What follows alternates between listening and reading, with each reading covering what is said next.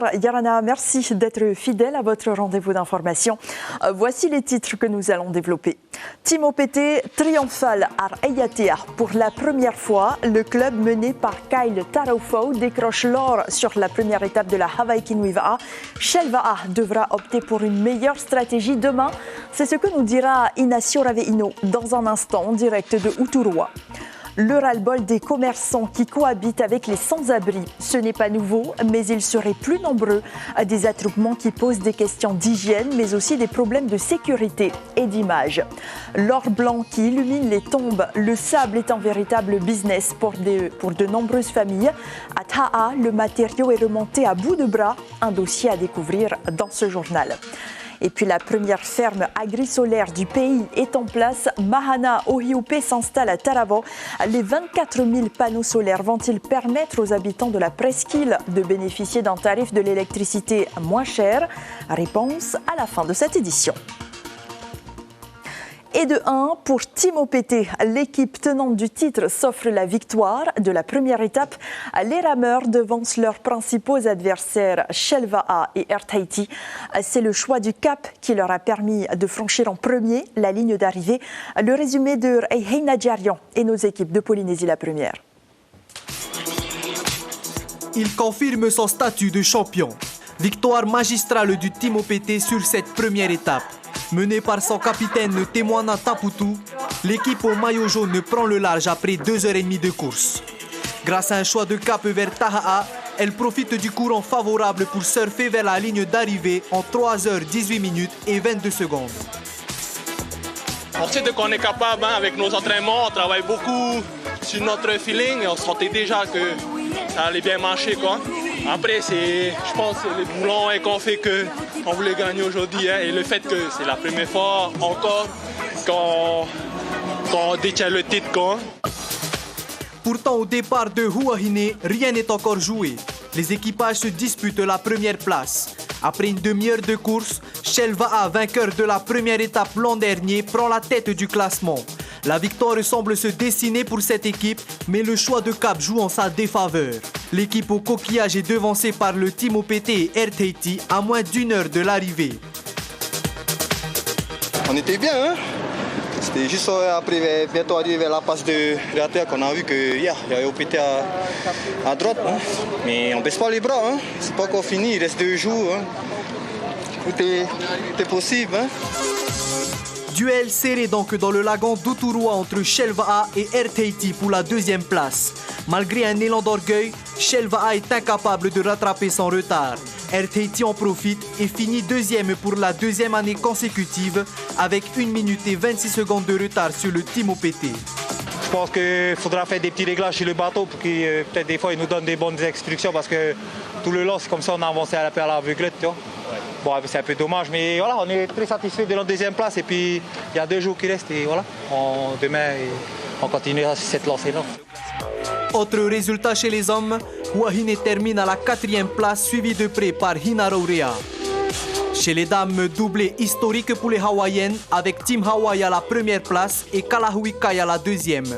Un podium complété par l'équipage de Teva à la 3e position. Demain, pour la seconde étape, la moins longue, il s'agira de faire le meilleur chrono possible sur une distance de 26 km. Nous rejoignons Inacio Raveino et Sandro Lee à Uturua. Inacio, les équipages devront se démarquer demain.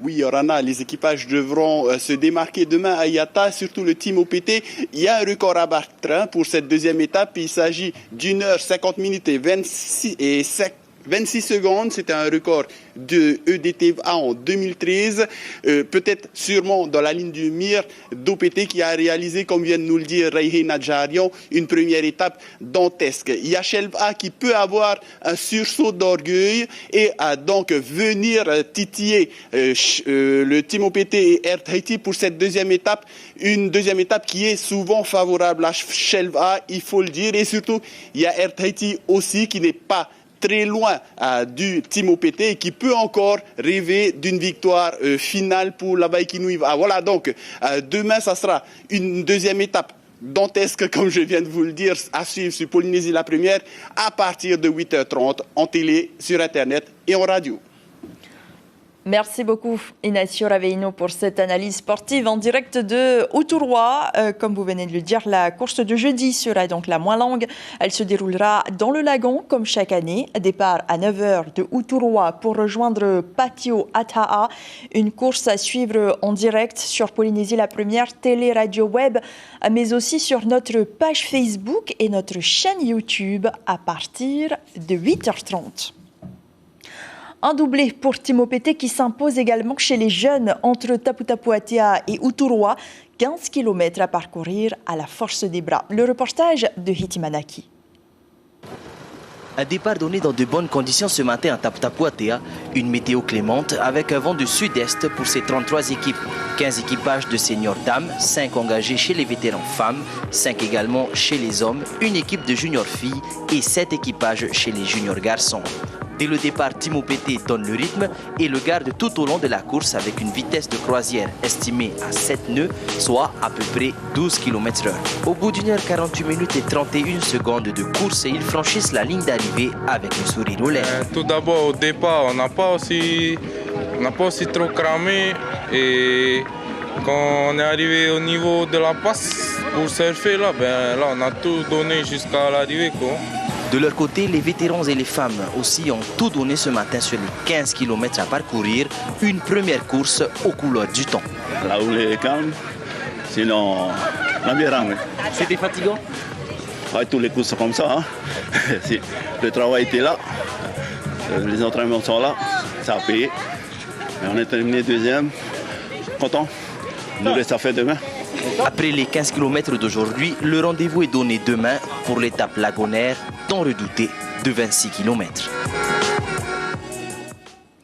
Avant de clore ce chapitre dédié à la Hawaii Kinuiv, à cette cérémonie culturelle pour unir les rameurs, vous le savez, cette édition est placée sous le signe de la paix. Alors, tous les acteurs ont été appelés à se réunir au marais Taputapuatea pour sceller leur engagement pour la promotion de la paix dans le sport et particulièrement dans la rame. On écoute Rodolphe Apuari. Il répond à Inacio Raveino et Sandroli.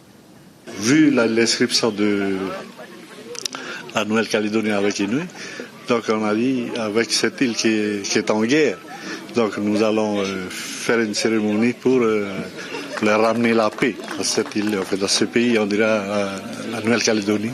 C'est pour ça aujourd'hui ils sont invités, ils sont à l'honneur de cette cérémonie. Dans l'actualité de ce mercredi aussi, le corps de la jeune fille disparue à Rimatara dimanche a été retrouvé ce matin sur la plage de Amaru.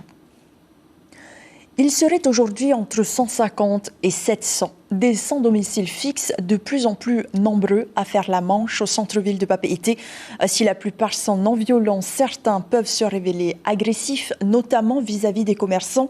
Une insécurité difficile à vivre malgré les rangs de la police municipale. Caroline Fari à Dylan Fels. C'est ma vie, la rue. Je suis dans la rue depuis jeune. Papeete, ses passants et ses SDF. À défaut de trouver un travail, ils se tournent vers la mendicité plus lucrative en illusion.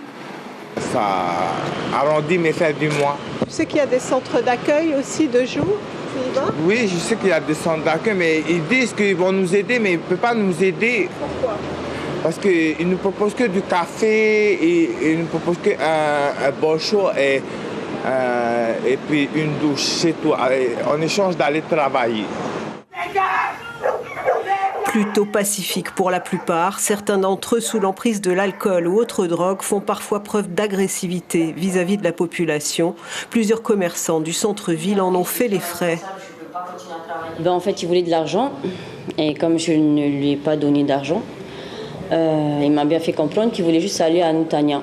Et comme je n'ai rien fait, j'ai pas cédé, du coup il a cassé dans la boutique. Franchement, j'ai cru que j'allais plus revoir mes filles en fait. Je me sens pas en sécurité à mon propre travail. Moi, j'ai eu plusieurs soucis où il y avait même des jeunes filles qui venaient dans le magasin pour se réfugier parce que voilà, ils ont été agressifs avec elles ou quoi. Et on a eu des déchets laissés et d'autres choses que je ne vais pas citer.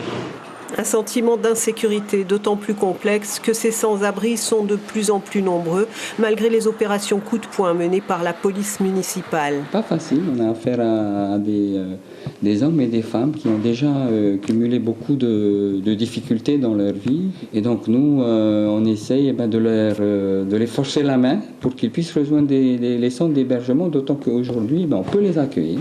Municipalités, pays et associations travaillent de concert à des solutions pérennes pour tenter de réinsérer cette population marginale dont une grande partie est atteinte de troubles psychiatriques.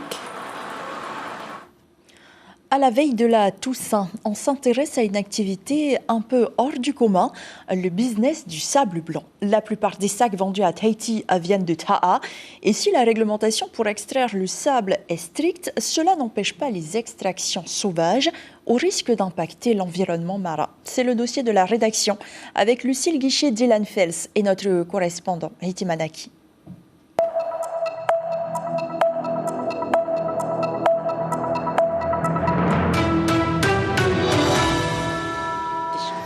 Comme une tradition, il recouvre les tombes des défunts, symbole de propreté et de pureté. Comme nos aïeux ont toujours fait, mettre du sable, et puis on en discutait et on se disait qu'on passait un peu plus de temps avec eux. Pour remonter la piste du sable blanc, il faut partir à 280 km de Tahiti, à Taha. Dans cet endroit du lagon qu'ils veulent garder confidentiel, les forçats du sable travaillent depuis 6 heures du matin. Ils sautent sur leur pelle pour extraire à la force des bras le précieux matériau, avant de le remonter à moitié en apnée. Arthur, le capitaine de la barge, fait ce travail depuis 20 ans, presque tous les jours de l'année. C'est comme une mancette quand tu marches sur la pelle. Tu as envie de t'enfoncer dans le sable. L'extraction de sable est par principe interdite en Polynésie, sauf dérogation.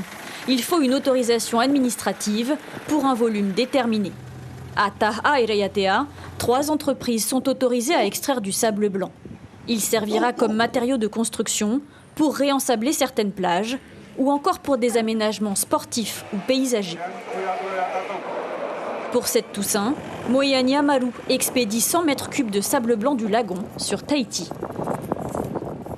Depuis l'année dernière, on a eu des commandes. Et donc cette année, il y a eu quand même un pic. J'ai au moins 5 clients de Tahiti qui m'ont demandé de fournir en big bag. L'extraction de sable est régie par le Code des mines. Qu'il soit de rivière ou de lagon, la loi est la même. Pourtant, chaque année, une dizaine d'entreprises peu scrupuleuses sont jugées pour des extractions sauvages. La dernière a été condamnée à payer 14 millions de francs. Il faut savoir qu'un curage réalisé en dehors des règles de l'art peut avoir des conséquences très graves sur le milieu. Une rivière peut changer de lit, un rivage de mer, une plage peut disparaître également. Donc il faut faire extrêmement attention à ce que l'on fait. La nature est complexe, il faut la respecter et c'est pour ça que nous faisons des prescriptions que les entreprises doivent à la lettre suivre. Chaque année, la direction de l'équipement autorise l'extraction de 2500 mètres cubes de sable blanc.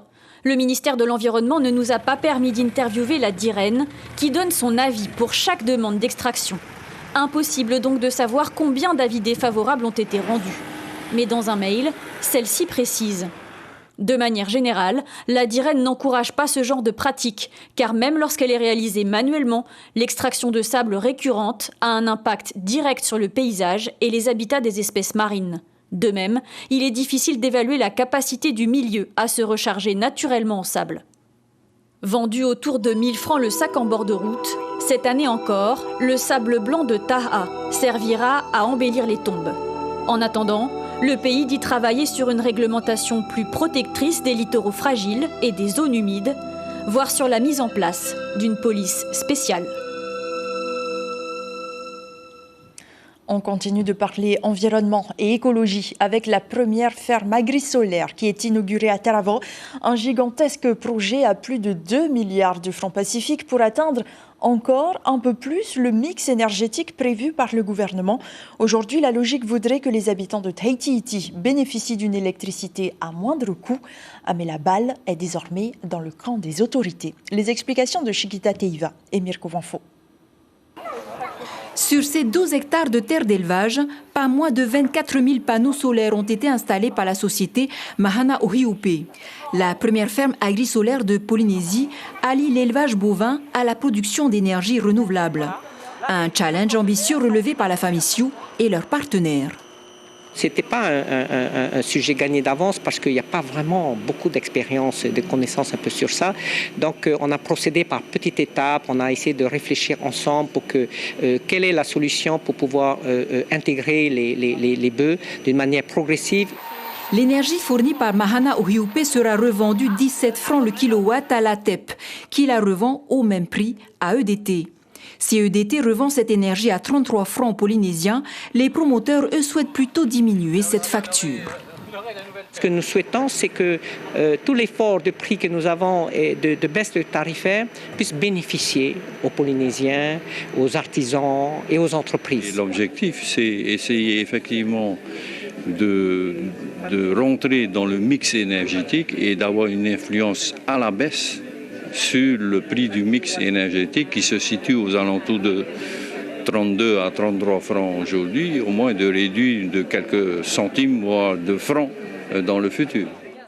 Outre la défiscalisation accordée par l'État, le projet a été financé à hauteur de 80% par un prêt bancaire et 20% par les actionnaires, pour un coût total de 2,2 milliards. D'ores et déjà, la double production est opérationnelle. On a commencé à faire des essais, ça fait 1 mois et demi à peu près, quoi. Les comportements sont bien. On a des animaux qui sont calmes. Bon, ils utilisent l'ombre beaucoup plus qu'on avait prévu. Quand il pleut, là sur les essais au mois d'octobre, ils s'adaptent bien sans se mettre sous la pluie. Ils ont bien compris comment ça marchait. Et après, on a eu deux naissances, là, dont une ce matin sous les panneaux. Donc. Il y en a encore 3 autres qui vont sortir de terre, un à Tevayuta et 2 autres à Afahiti, portés par d'autres porteurs de projets. Et donc nous devons réussir notre transition énergétique. La résilience énergétique n'est peut-être pas encore pour demain, mais les projets de transition énergétique, eux, sont en bonne voie. Enfin, à Ho, les enfants profitent d'activités sportives en cette période de vacances, à des moments de loisirs organisés par l'association Jeunesse Otepa. Chaque matinée, les élèves en vacances sont invités à se retrouver à la salle omnisport Marwake Taharwa pour bouger de 8h à 11h. On écoute Nadine Tetarouni, la présidente de l'organisation bénévole. Elle répond à Mathieu Allou. Je viens de voir la liste d'inscription. Il y a 60 enfants aujourd'hui. Et ça continue. Peut-être demain, il y aura moins. Je ne pense pas aller jusqu'à 80. Alors, c'est une joie pour nous, pour l'association, d'accueillir autant d'enfants. Et surtout, avec les catégories d'âge de 2 ans et demi jusqu'à 14 à 15 ans. Et la semaine prochaine, ce sera au tour de l'association Jeunesse Volleyball d'occuper les petits vacanciers. L'information principale de ce journal est sportive, évidemment. L'équipe OPT a surpris ce mercredi par sa cadence exceptionnellement rapide. Elle remporte pour la première fois la première étape de la Hawaii Kinuiz A. À moins d'1 heure de l'arrivée, les rameurs devancent les champions de Shelva A et Air Tahiti. Le choix du cap a été déterminant. À la une de votre quotidien Tahiti Info, demain, ce titre, plus de presse nationale au 1er janvier 2025. La rédaction vous propose chaque soir un résumé de la course de pirogue. Un premier rendez-vous, donc, après cette édition, avant de retrouver un documentaire sur la confection du tapa, qui est une histoire de femme à Wallis. Voilà, merci de rester fidèle à votre chaîne publique. Très belle nuit. À demain. À dernier tour au Raromat Ei pour refermer ce journal.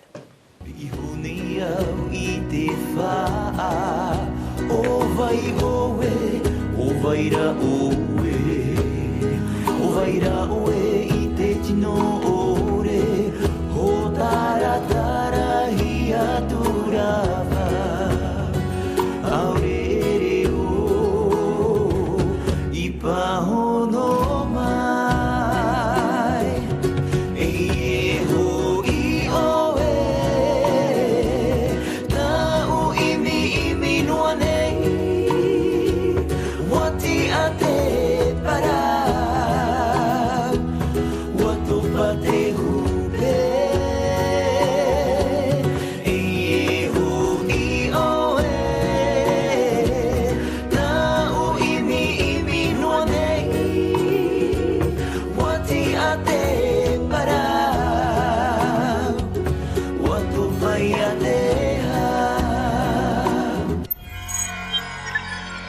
Retrouvez ce programme en replay sur notre site internet.